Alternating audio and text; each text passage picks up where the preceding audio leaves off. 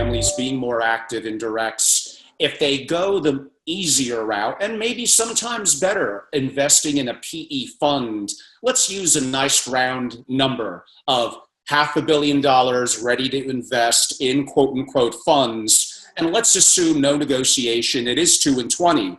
That 2% management fee, admittingly coming off the gross so the family doesn't feel it quite as much, that's $10 million. Exactly. I think that family or a couple of families with that amount of capital banding together for a lot less than 10 million, they could probably put together an intriguing small team. Now, they may have to give co-investing rights to the team, arguably a carry. So yeah, you're right. That's all going to start to add up. But I think people underestimate the effect that 2% could have. It's a lot of money.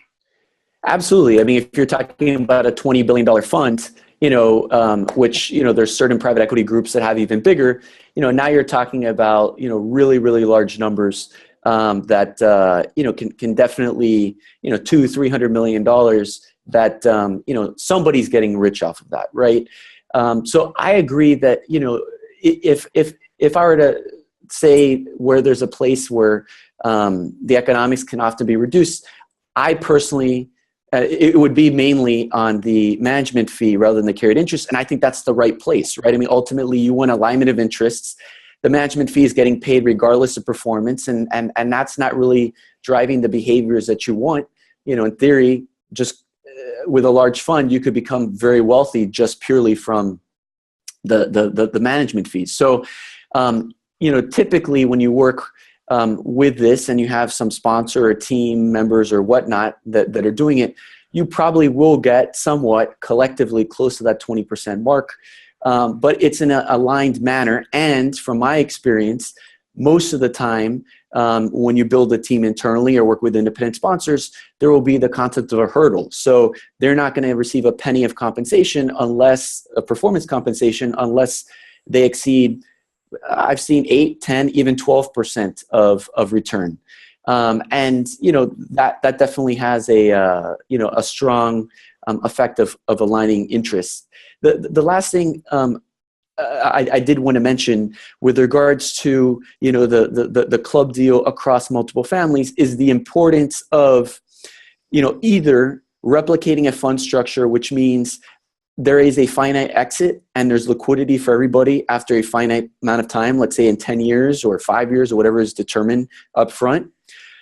Or if not, that the families are all on the same page with regards to their risk tolerance and hold period and liquidity needs. Because if not, there's, if you have an indefinite investment where you have multiple parties, but one person wants to flip it, the other person, would love to hold it forever, and other people are somewhere in between, you have the potential for a lot of gridlock. And so the important thing is that you harness the advantages of the families, but not some of the disadvantages that can lead to, a lot of headaches, quite frankly.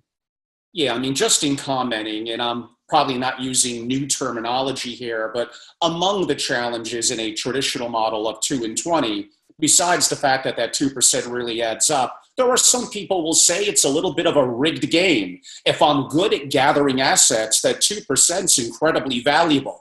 Would I want to get my back end 20% on profits? Of course. And that's where maybe a lot of the real money would come in. But it's a game, and I use that word game, where it goes down.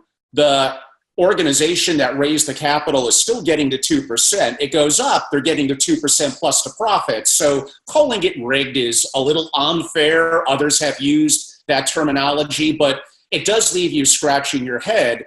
And why this is driving this coming to the forefront about being more active directly as an investor. I mean, there's a whole bunch of nuances here. In a private equity fund, it's much more concentrated. So comparing it to a hedge fund or various hedge funds that could short, that could be much more active on a variety of holdings. I'm not saying it's easier in private equity, but there are some people that will note that to them it makes the 2 and 20 even harder to swallow, given a lot of those quote unquote perspectives.